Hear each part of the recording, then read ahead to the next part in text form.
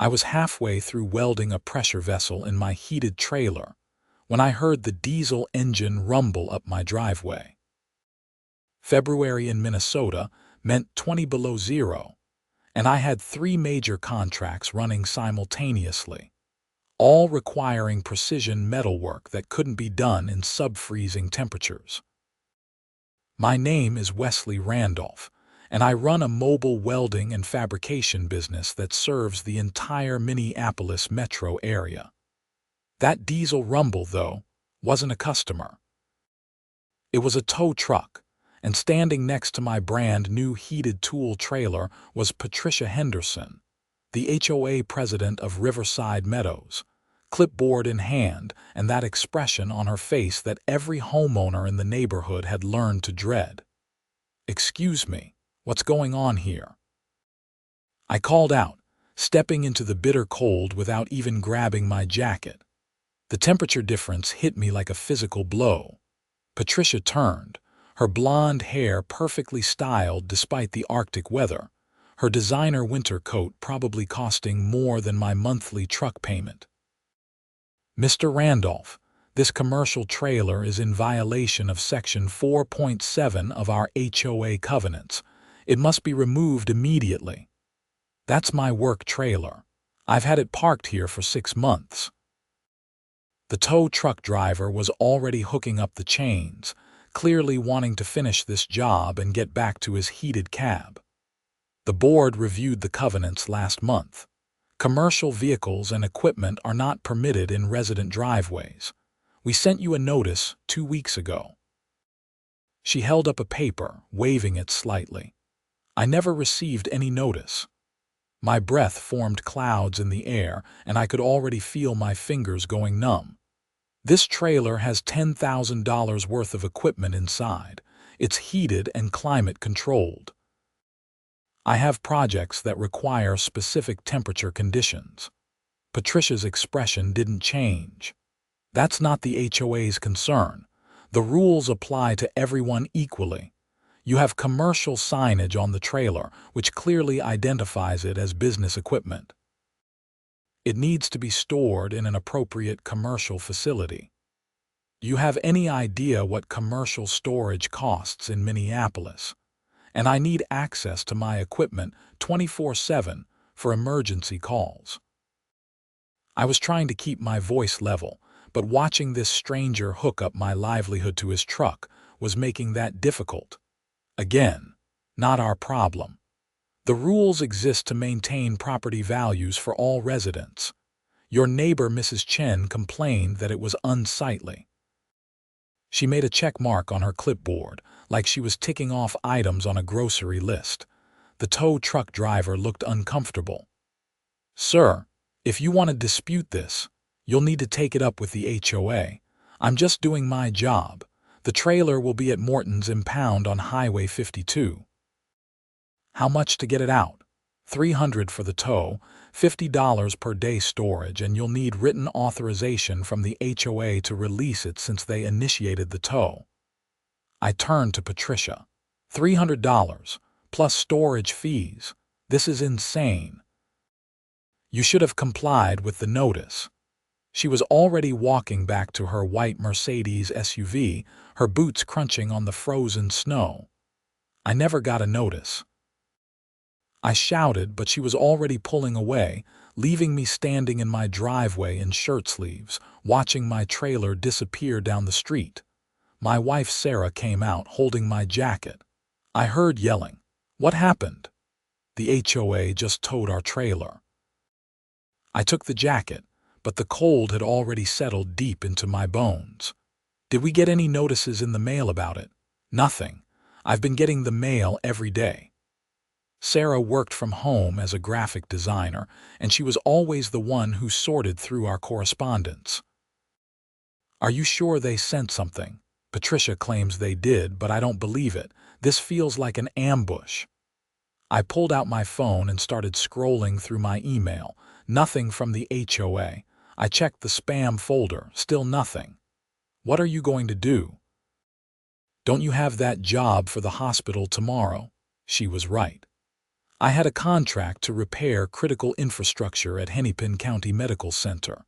The equipment I needed was all in that trailer. My portable welding rig, my TIG welder, my specialty tools for working with stainless steel and medical-grade materials. Everything was calibrated and organized exactly how I needed it. I'm going to that impound lot right now. The drive to Morton's impound took 30 minutes through Minneapolis traffic. The facility was a sprawling lot surrounded by chain-link fence, filled with cars, trucks, and apparently now, custom-heated trailers. The office was a small building that looked like it hadn't been updated since 1985, with paneled walls and a space heater struggling against the cold seeping through the single-pane windows. The clerk was a tired-looking man in his 50s with a coffee stain on his shirt. "Help you?" "My trailer was just towed by order of my HOA. I need to get it back. Let me see the paperwork." He held out his hand expectantly. "I don't have paperwork. They towed it about 40 minutes ago." He typed something into his computer, the keyboard clicking loudly in the quiet office. "Heated tool trailer. Yeah, it's here. That'll be $300 for the tow." "I understand that, but this whole thing is wrong. I never received notice. This is theft." "Not theft if it was authorized by your HOA. Says here they have a standing agreement with us for covenant violations." He pulled up a document on his screen. "You signed acknowledgement of HOA rules when you bought your property. Gives them pretty broad authority." "I need my equipment. I have jobs scheduled." "Then you need written authorization from the HOA to release the vehicle, plus payment of all fees." "That's circular logic. The HOA won't give me authorization until I comply with their rules, but I'm trying to dispute their enforcement." The clerk shrugged. "Not my problem, buddy. I just work here. You want to file a complaint, you need to take it up with them or get a lawyer." I left the impound lot feeling like I'd been punched in the gut. My phone rang before I even got back to my truck. It was Marcus Webb, my project manager at the hospital.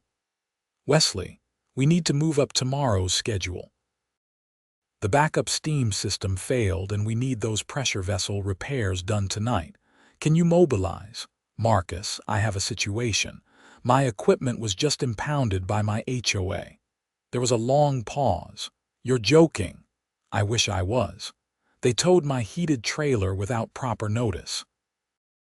All my specialized equipment is locked up." "Wesley, this is a critical infrastructure repair. We have patients whose lives depend on the HVAC system. I need you here." I know. Let me make some calls. I might be able to rent equipment, but it won't be calibrated the way mine is." I spent the next 3 hours on the phone, trying to arrange equipment rental, dealing with the hospital's increasingly frantic calls, and attempting to reach anyone on the HOA board who might help. Every board member I called either didn't answer or referred me back to Patricia Henderson. When I finally got Patricia on the phone, her response was exactly what I expected. "Mr. Randolph, the board met this evening and decided that the trailer can be returned once you provide proof of alternative storage arrangements at an approved commercial facility. Until then, it stays impounded." I have emergency contracts. Lives literally depend on some of this work. "That's very dramatic, but it doesn't change the covenants. Perhaps you should have considered that before parking commercial equipment in a residential area." "I've lived here for 3 years. This has never been an issue." "The previous board was lax in enforcement. We're correcting that." "Good evening, Mr. Randolph." She hung up. I sat in my kitchen, looking at the empty spot in my driveway where the trailer should have been, and felt a rage building that I hadn't experienced in years. Sarah put her hand on my shoulder. "We'll figure this out. Can you do the hospital job without your gear?" "Not to the standard they need. I could rent equipment, but it'll cost thousands, and I'll have to eat that cost since the contract was based on using my own tools." Then we need to fight this. The HOA can't just destroy your business. She was right, but fighting would take time and money we didn't have. I ended up spending $800 on equipment rental for the hospital job, working 16 hours straight to complete repairs that should have taken 8 with my own gear. The hospital was satisfied, but my profit margin on the job evaporated entirely. I came home exhausted, frozen despite the heated building, and angrier than ever. The next morning, I called a lawyer. Thomas Drake was a real estate attorney who specialized in HOA disputes, and his consultation fee alone was $300. He reviewed my situation over the phone while I sat in my home office, looking at the stack of contracts. I wasn't sure I could fulfill any more. Your HOA covenants do include a provision about commercial vehicles, Thomas said, and I could hear papers rustling on his end. But they're required to provide 30 days written notice before enforcement action, and they must give you an opportunity to contest the violation at a board hearing. They claim they sent notice, but I never received it. Did they send it certified mail? I have no idea. They didn't provide any proof. That's their burden. Request all documentation related to the notice. If they can't prove proper service, their enforcement action was premature. However, fighting this will take time.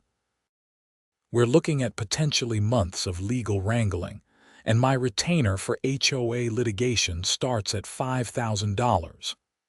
I thanked him and hung up, feeling even worse than before. $5,000 I didn't have, for a fight that could take months while my business hemorrhaged money. I spent the day trying to work out of my garage, but without the climate-controlled environment of the heated trailer, I couldn't do precision work. I had to turn down 2 jobs that required exact specifications, sending them to competitors. By the end of the week, I'd lost 4 contracts and spent over $2,000 in equipment rental and storage fees at the impound lot. Patricia sent me daily emails reminding me that storage fees were accumulating and that I needed to provide proof of alternative arrangements. Each email was perfectly professional, perfectly infuriating. Sarah suggested we attend the next HOA board meeting, which was scheduled for the following Tuesday. It was held in the community center, a nice building funded by the excessive HOA dues we all paid. About 30 residents attended, most of them there to complain about various issues. Patricia sat at the head table with 4 other board members, all of them looking like they'd rather be anywhere else. The meeting dragged through mundane business. Landscaping contracts, pool maintenance schedules, complaints about dog waste. Finally, during the open comment period, I stood up. Patricia, I'd like to address the towing of my work trailer. Mr. Randolph, that matter has been resolved. You were in violation, enforcement action was taken. I never received proper notice. I'd like to see proof that notice was sent according to the covenants. Patricia's expression tightened slightly. The board acted on a complaint and verified the violation. Notice was sent to your address of record. Show me the proof.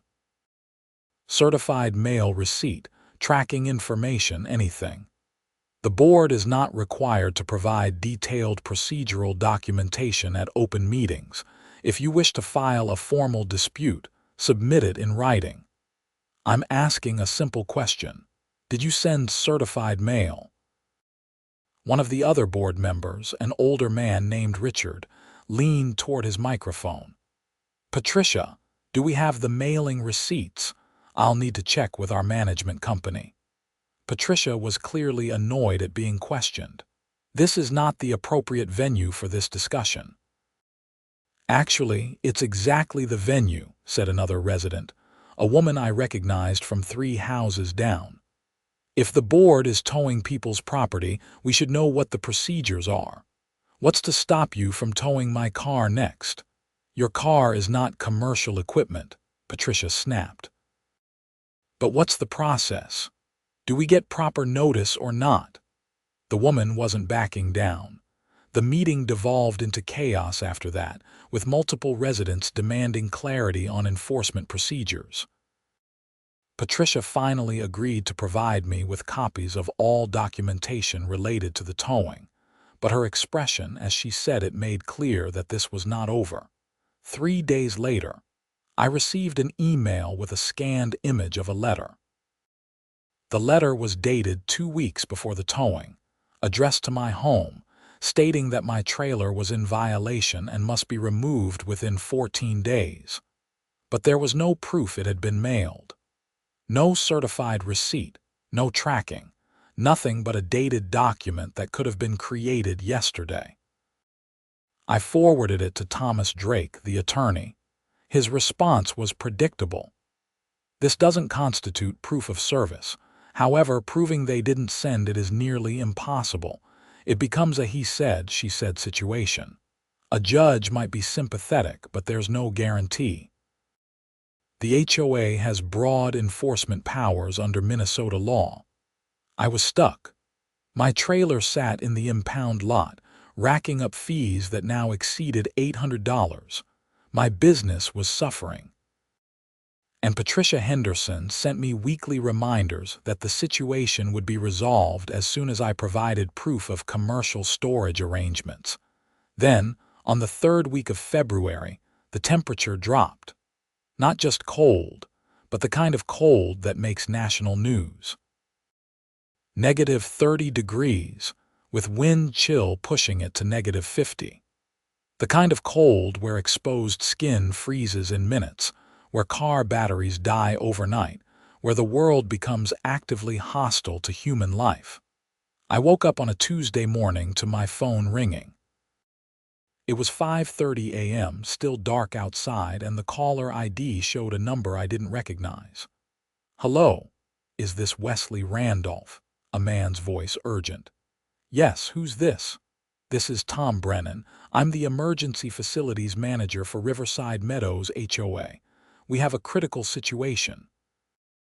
The main water line to the community froze and burst.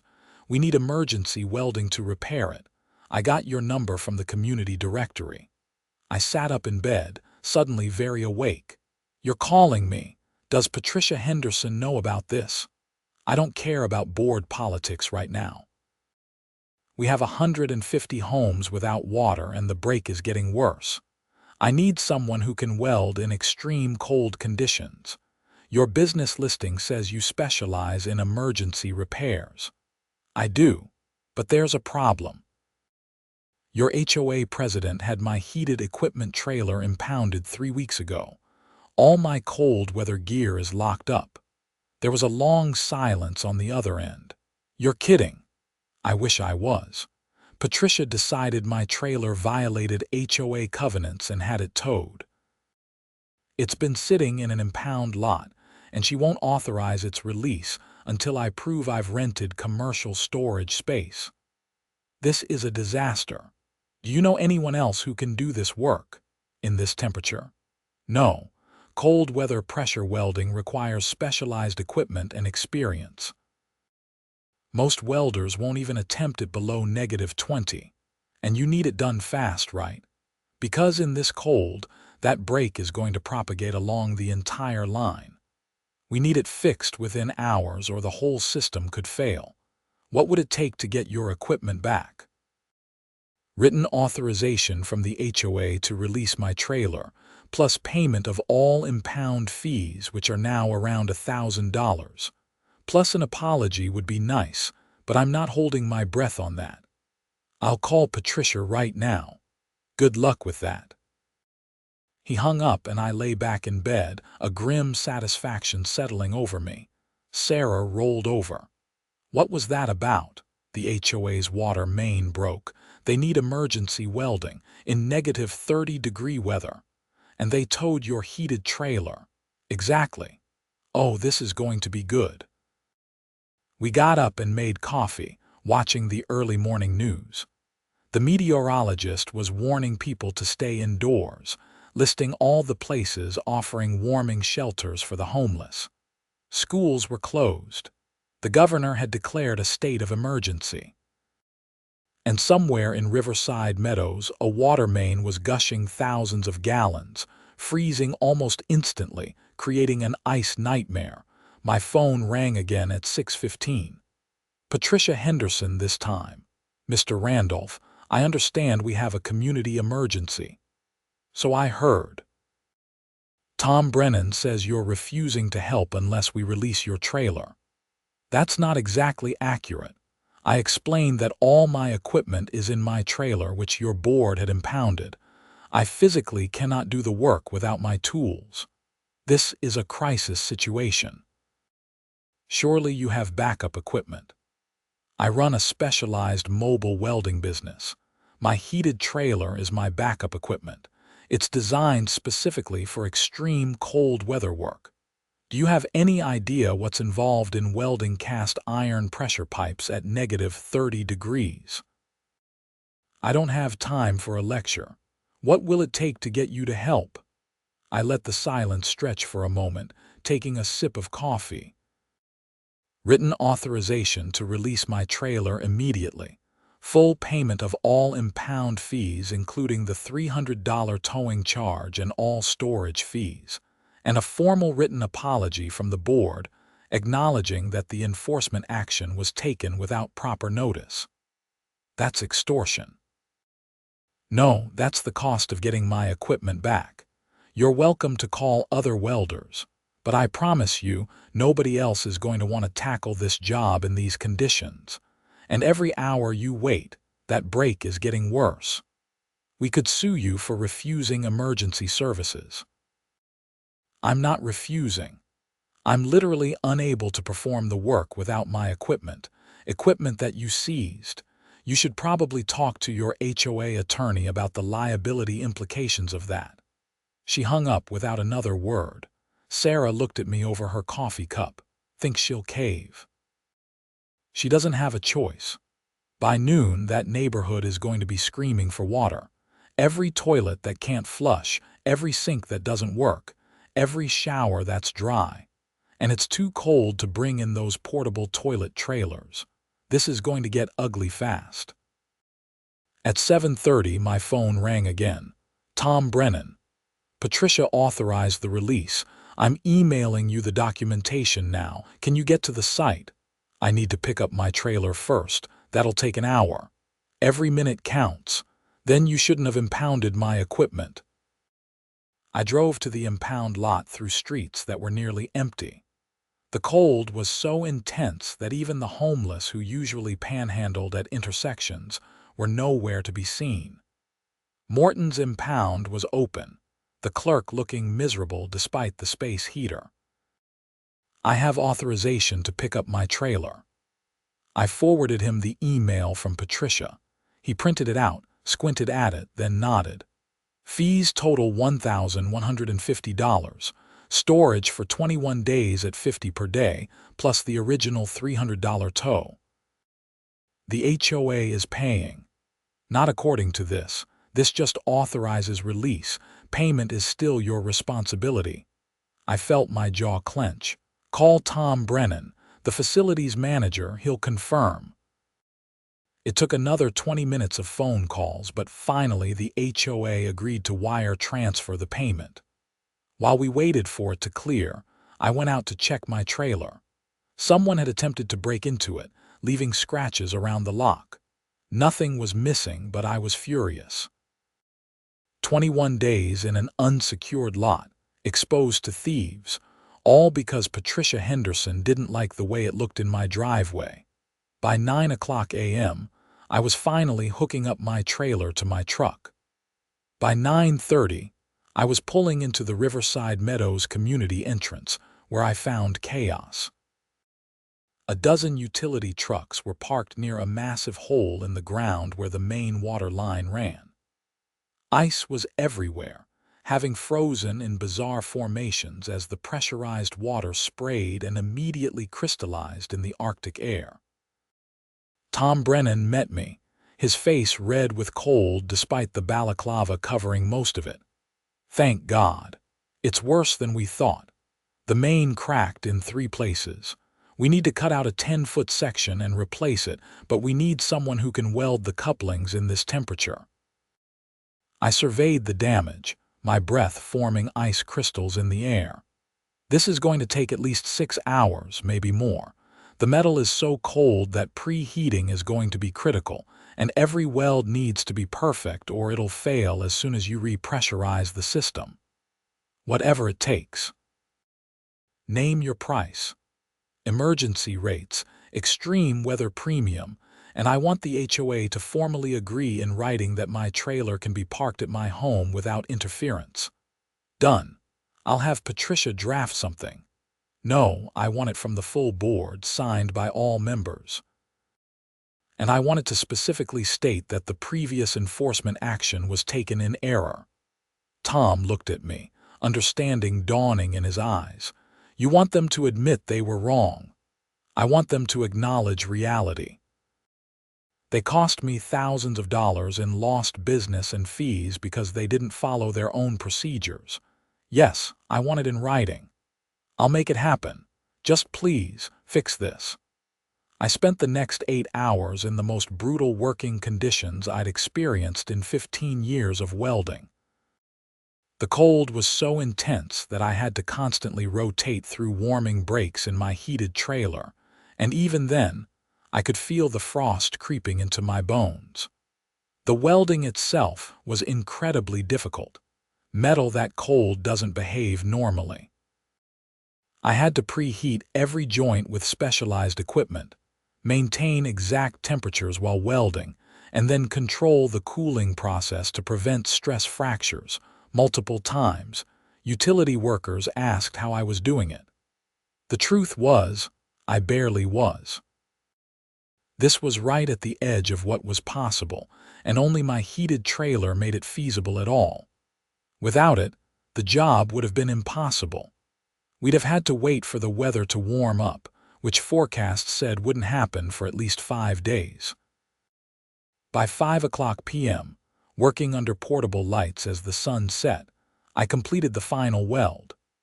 Tom Brennan was there with a testing crew, ready to repressurize the system slowly and check for leaks.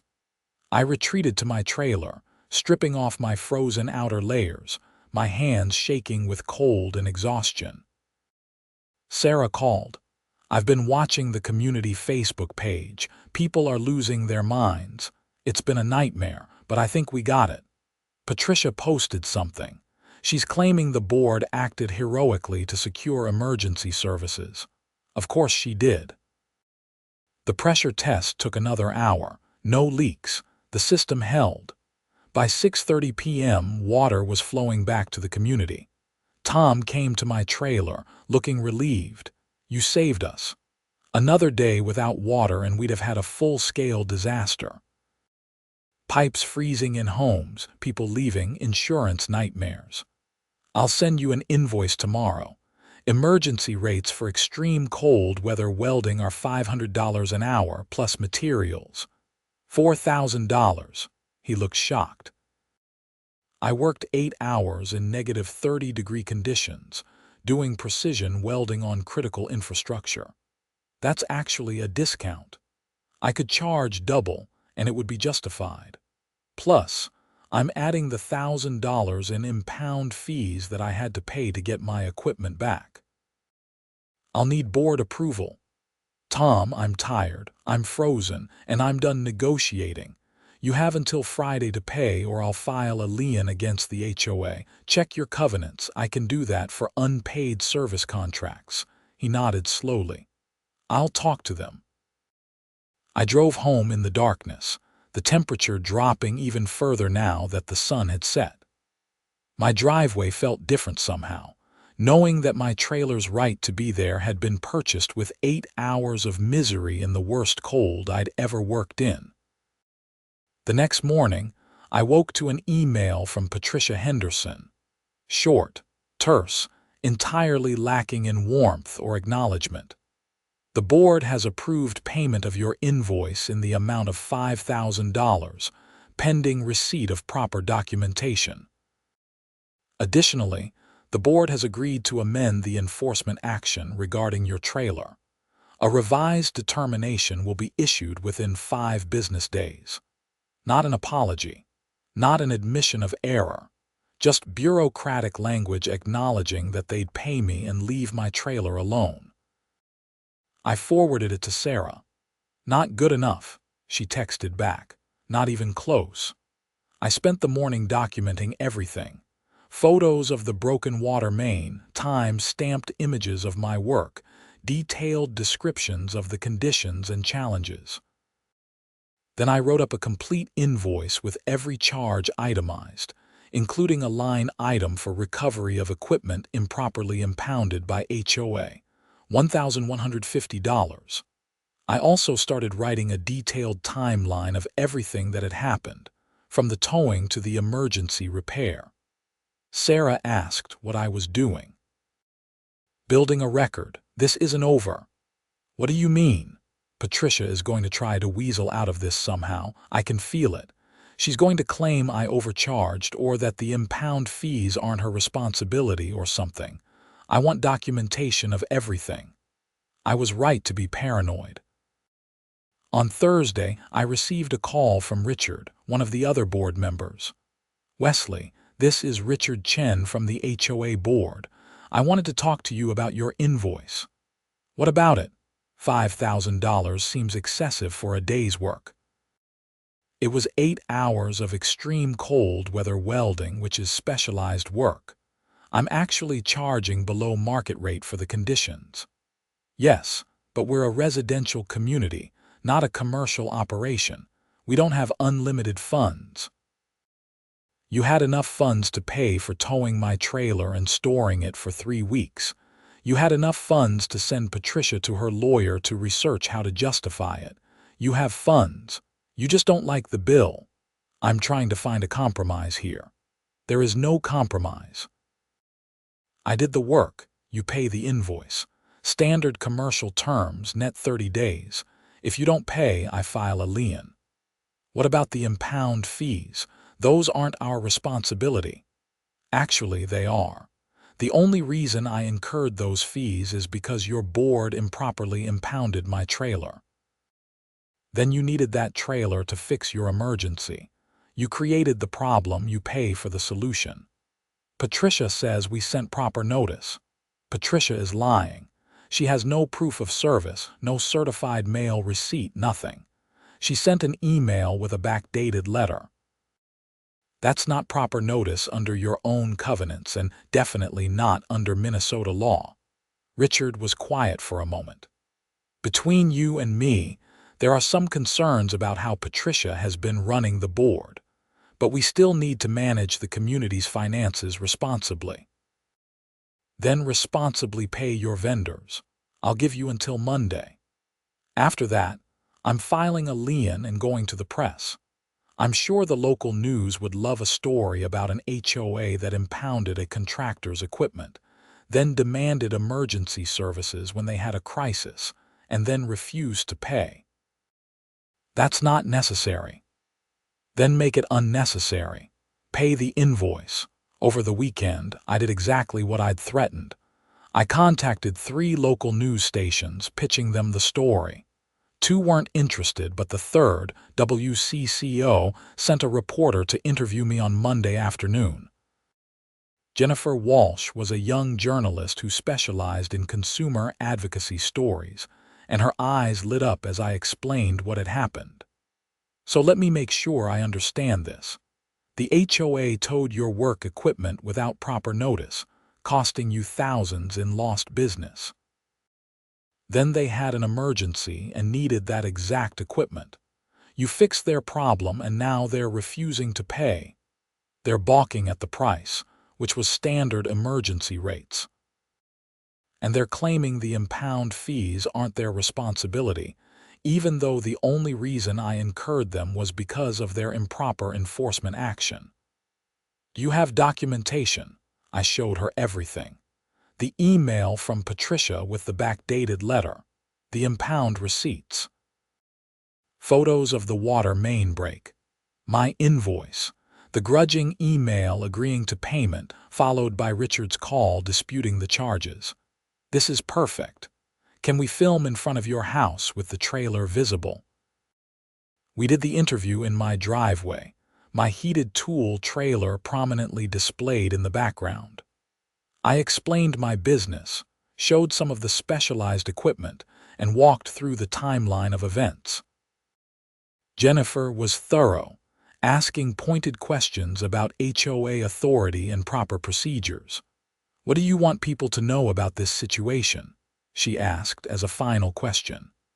"I want people to understand that HOAs have enormous power over homeowners, but they're not above the law. They have to follow their own procedures. You can't just take someone's property without due process, even if you're an HOA board. And you definitely can't do that and then demand services when it's convenient for you." The story aired on Tuesday evening. I watched it with Sarah, both of us on the couch with dinner. Jennifer had done a great job, presenting the facts clearly and interviewing a legal expert who confirmed that HOAs must follow proper notice procedures before enforcement actions. The expert, a law professor from the University of Minnesota, was particularly blunt. If the HOA cannot produce proof that proper notice was served, then the enforcement action was invalid. The homeowner would have grounds to sue for improper seizure, lost business income, and potentially punitive damages. The story ended with Jennifer standing in front of Riverside Meadows' entrance sign. WCCO reached out to the Riverside Meadows HOA board for comment, but President Patricia Henderson declined to be interviewed. In a written statement, she said the board stands by its enforcement actions and is reviewing the contractor's invoice. For homeowners Wesley Randolph, the fight continues. My phone started ringing immediately. Other residents from the neighborhood calling to share their own stories of Patricia's enforcement actions. A woman named Susan had been fined $500 for having the wrong color curtains visible from the street. A man named Robert had been threatened with foreclosure over disputed landscaping violations. The stories went on and on, a pattern of aggressive enforcement without proper procedure. I also got calls from reporters at other stations, suddenly interested now that WCCO had broken the story. And I got a call from Thomas Drake, the attorney I'd consulted before. "I saw the news story. Very effective. I'm guessing you're going to get some movement from the HOA now. That's the hope. Be careful. When HOA boards feel cornered, they sometimes do stupid things." Patricia Henderson strikes me as the type who doubles down rather than admitting error. He was right. On Wednesday morning, I received a certified letter from the HOA's attorney. It was 3 pages of legal intimidation, threatening to sue me for defamation, tortious interference with the HOA's business relationships, and breach of contract. They claimed my news interview had damaged the community's reputation and property values. Can they do this? Sarah asked, reading over my shoulder. They can threaten anything they want. Doesn't mean they'll win. But I called Thomas Drake anyway. His assessment was quick. This is a slap-suit threat, strategic lawsuit against public participation. It's designed to intimidate you into silence. Everything you said in that interview was factually true, which is an absolute defense against defamation. And you can't interfere with an HOA's business relationships because they don't have business relationships in that sense. This is garbage. So they're bluffing, probably. But you should respond. Let me draft something. My fee for a response letter is $600. I agreed, and by Friday, Thomas had sent a scorching response to the HOA's attorney. It pointed out that truth is a defense to defamation, that I had documented proof of everything I'd claimed, and that if the HOA wanted to pursue litigation, I would be filing counterclaims for improper seizure, lost business income, emotional distress, and punitive damages. The letter concluded by noting that I was still waiting for payment of my $5,000 invoice, now overdue. The following Monday, I filed a lien against the Riverside Meadows HOA with the Hennepin County Recorder's Office. It was a matter of public record, and it meant that the HOA couldn't conduct certain financial transactions without dealing with my unpaid invoice first. It also meant another news story. Jennifer Walsh called me that afternoon. "I heard you filed a lien. Can we do a follow-up story?" "Absolutely." The second story aired on Wednesday, focusing on the escalating conflict. Jennifer had done more digging and found that Patricia Henderson had a history of aggressive HOA enforcement going back years. She'd been president of 2 previous HOA boards, both of which had seen dramatic increases in complaints and legal disputes. There were even some rumblings about financial irregularities, though nothing proven. The story included interviews with other Riverside Meadows residents, all complaining about Patricia's enforcement tactics. Susan, the woman with the curtain fine, appeared on camera. So did Robert, who was facing foreclosure. The picture that emerged was of an HOA board run like a personal fiefdom, with Patricia wielding power without accountability. "This is turning into something bigger," Sarah said, watching the newscast. "Good. Maybe it'll force some change." The tipping point came on Friday. I received a call from Tom Brennan, the facilities manager who'd first contacted me about the water main break. "Wesley, I need to tell you something off the record." "Okay." "I've been going through the HOA's records. There are problems, big problems." "What kind of problems?" "Financial discrepancies, payments to vendors that don't exist, reimbursements to Patricia for expenses that look questionable. I think she's been embezzling." "How much are we talking about?" "Could be $50,000, $60,000 over the past 2 years, maybe more." "I haven't finished the audit yet." "What are you going to do?" "I'm taking it to the board this weekend, but I wanted you to know, your situation might have exposed something much bigger." The emergency board meeting was held on Sunday evening. I wasn't invited, but several residents texted me updates throughout. Tom presented his findings. Patricia denied everything, claiming the expenses were legitimate and that Tom was conducting a witch hunt. But other board members started asking questions, pulling documents, demanding explanations. By 9:00 p.m., Patricia Henderson had resigned from the board. By 10:00 p.m., the board had voted to authorize a full forensic audit of the HOA's finances. And by Monday morning, the story had leaked to the press. Jennifer Walsh called me for a comment. "Did you know this was going to happen when you went public with your story?" "I had no idea. I just wanted to get paid for my work and clear up the situation with my trailer, but I'm not surprised." Someone who acts that arbitrarily with enforcement probably isn't being careful in other areas either. The forensic audit took 3 weeks. The results were devastating. Patricia had been systematically embezzling from the HOA for over 2 years, using fake invoices from shell companies, inflated expense reimbursements, and outright theft from the reserve fund. The total amount exceeded $75,000. The board filed a police report. Detectives from the Hennepin County Sheriff's Office started an investigation. And in early April, just as the weather finally warmed and the last of the snow melted, Patricia Henderson was arrested on charges of theft by swindle, fraud, and embezzlement. I watched the news coverage with a strange mix of satisfaction and disbelief. My fight over a towed trailer had exposed a criminal conspiracy. Patricia's mugshot showed her looking nothing like the perfectly composed HOA president who'd stood in my driveway demanding compliance. She looked scared, angry, and trapped. The criminal case moved slowly through the system, but the civil matters resolved more quickly. The new HOA board, led by Richard Chen, who'd been elected emergency president, paid my invoice in full within a week of Patricia's resignation.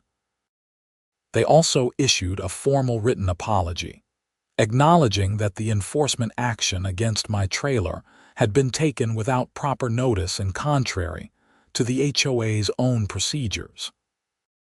More than that, they revised the covenants to include stronger procedural protections for homeowners facing enforcement actions. Certified mail notice, opportunity for hearing, right to appeal to the full board, and a requirement that the board show proof of proper service before taking any enforcement action. It wouldn't prevent all abuses, but it was a step forward. By late May, as spring arrived and I was able to work outside my heated trailer again, the story had taken on a life of its own. National news picked it up as an example of HOA abuse. I was interviewed on cable news shows, invited to speak at homeowner advocacy groups, even contacted by a producer interested in making a documentary about HOA governance issues. But the most satisfying moment came in July, when Patricia Henderson stood before a judge in Hennepin County District Court. The evidence against her was overwhelming. She'd pleaded guilty to multiple felonies in exchange for a sentence recommendation. The judge listened to impact statements from residents whose HOA fees had been stolen, from vendors who'd been cheated, and from me. When it was my turn, I stood at the podium and looked at Patricia, who refused to meet my eyes. "Your Honor, my issue with Miss Henderson started over a towed trailer." It seemed like petty HOA nonsense, the kind of bureaucratic overreach that makes people hate living in HOA communities. But it was more than that. It was about power and control and accountability. Miss Henderson believed she could do whatever she wanted because she had authority. She could tow my trailer without proper notice. She could ignore procedures. She could steal money. She thought she was above the rules she claimed to enforce. I paused, gathering my thoughts. The irony is that if she just followed the proper procedures, I probably would have moved my trailer. If she'd sent certified notice, given me 30 days, let me have a hearing, I would have complied or worked something out. But she couldn't do that, because following the rules would have acknowledged that I had rights too. And once you stop believing that other people have rights, it's easy to justify stealing from them. The judge sentenced Patricia to 18 months in prison and ordered her to pay full restitution of $78,000 to the HOA. She'd serve at least a year before being eligible for parole. Her attorney tried to argue for probation, citing her lack of criminal history and community ties, but the judge was unmoved. Miss Henderson was in a position of trust. She was elected by her neighbors to manage their community. Instead, she abused that trust systematically and deliberately over years. The sentence must reflect both the financial harm and the betrayal of community trust. As Patricia was led out of the courtroom in handcuffs, I felt something release in my chest. Not quite forgiveness, but closure. The fight was over. I walked out of the courthouse into the bright July sunshine where Sarah was waiting. She hugged me tightly. "How do you feel?" "Tired, relieved, ready to get back to normal life." "Your heated trailer misses you. It's been sitting lonely in the driveway." I laughed. "I have 3 jobs scheduled for next week. Trust me, it's going to get plenty of use." We drove home through Minneapolis, past the courthouse and city buildings, through neighborhoods where thousands of people lived under HOA governance. Some good, some bad, all dependent on the integrity of the people in charge. My story had become a cautionary tale, a reminder that power without accountability inevitably leads to abuse. But it had also become something more hopeful. The Riverside Meadows HOA had reformed its procedures, strengthened its oversight, and engaged residents in governance in ways Patricia had never allowed. Other HOAs were looking at their own procedures, their own board compositions, their own financial controls. Change was happening slowly, but happening nonetheless. When we pulled into our driveway, I looked at my heated tool trailer sitting exactly where it belonged. It had cost me thousands of dollars, weeks of stress, and a fight I never wanted. But sitting there in the July sunshine, it represented something important: the right to use your own property, the right to due process, the right to hold authority accountable. My phone buzzed with a text from Marcus at the hospital. "Got another emergency job for you. Chiller system failure. Need you tonight. You available?" I looked at Sarah. She shrugged, smiling. "Looks like normal life is calling," I said. "Go fix something. Save the day, you're good at it." I hitched up my trailer, checked my equipment, and headed out to another job. The HOA fight was over. Patricia Henderson was in prison, and I had work to do. Life, complicated and messy and sometimes infuriating, went on. And my heated tool trailer, cause of so much trouble and ultimately so much justice, sat ready in my driveway whenever I needed it, exactly where it belonged. The HOA had learned an expensive lesson about following their own rules, about respecting due process, and about what happens when petty authority meets someone willing to fight back. In the end, it wasn't about the trailer at all. It was about principle, about standing up to bullies whether they wore a uniform or carried a clipboard. It was about knowing when to compromise and when to dig in. It was about documentation, persistence, and the belief that even small injustices matter. Because small injustices, left unchecked, don't stay small. They grow into bigger ones, into theft and corruption and abuse of power. Someone has to be willing to say no, to push back, to demand accountability. Sometimes that someone is a welder with a heated tool trailer and a stubborn streak. I pulled into the hospital parking lot as the sun set over Minneapolis, my trailer behind me, my tools ready, my business intact. Whatever emergency waited inside, I could handle it. After fighting an HOA president turned embezzler, a broken chiller system seemed downright simple. And that, ultimately, was the real ending to the story. Not the dramatic courtroom scene or the prison sentence, but this quiet moment of returning to normal work, normal life, normal challenges. Patricia Henderson had tried to take that away from me with her petty enforcement action, and in doing so, had destroyed herself. I grabbed my work bag and headed into the hospital. Somewhere in Riverside Meadows, the community was probably having a board meeting, following their new procedures, being accountable to their residents. Tom Brennan was probably there, keeping an eye on things, making sure the mistakes of the past didn't repeat. And in a facility somewhere in Minnesota, Patricia Henderson was learning that authority comes with responsibility, and that violating that responsibility has consequences. Her perfect hair and designer coats and clipboard full of violations couldn't protect her from the reality of her own actions. My phone buzzed again. Jennifer Walsh, the reporter who'd helped expose the story. "Hey Wesley, working on a follow-up feature about HOA reform. Want to comment? Sure, but later. I've got a chiller to fix. Always working. That's what I like about you. Talk soon." I put the phone away and headed into the building. The heated tool trailer sat in the parking lot, ready for whatever I needed. It had been through an impound lot, a frozen water main emergency, and a criminal investigation. It had cost me more trouble than any piece of equipment should. But looking back at it as I walked away, I couldn't help but feel a sense of pride. That trailer and my refusal to accept injustice had changed things, not just for me but for an entire community. Sometimes the smallest acts of resistance lead to the biggest changes. And sometimes, a welding trailer is more than just a welding trailer. It's a line in the sand, a refusal to back down, a symbol of the right to be treated fairly. Patricia Henderson had seen it as an eyesore that violated her vision of community perfection.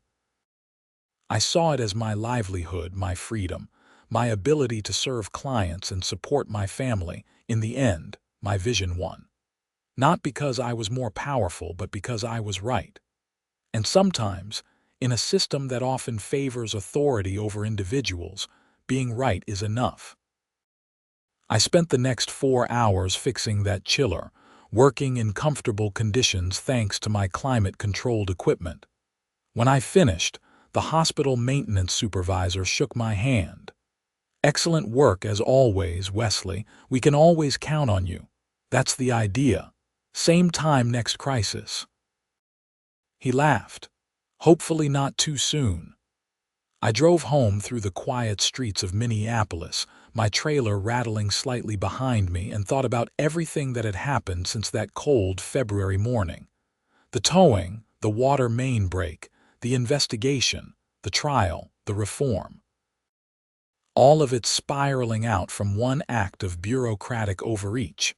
When I pulled into my driveway at midnight, the neighborhood was dark and quiet. No HOA president with a clipboard waiting to cite violations. No tow trucks rumbling up with chains. Just my home, my driveway, my trailer, exactly as it should be. Sarah had left the porch light on for me. I unhitched the trailer, secured it properly, and headed inside. Tomorrow there would be more work, more challenges, more problems to solve. But tonight, I could rest knowing that I'd fought a fight worth fighting and won a victory worth winning. The HOA had towed my heated tool trailer. They'd begged when they needed my help. They'd tried to intimidate me when I demanded fair payment. And in the end, they'd learned that actions have consequences, that power requires responsibility, and that homeowners have rights that can't be violated just because someone has a clipboard and an elected position. It wasn't the story I'd expected to live through. But it was the story I got, and I'd seen it through to the end. Justice, delayed and complicated and sometimes frustrating, had ultimately prevailed. Patricia Henderson was in prison. The HOA was reformed. My business was thriving. And my heated tool trailer sat safely in my driveway, ready for the next job. That's all anyone can really ask for. A fair chance, honest treatment, and the tools to do good work. Everything else is just details.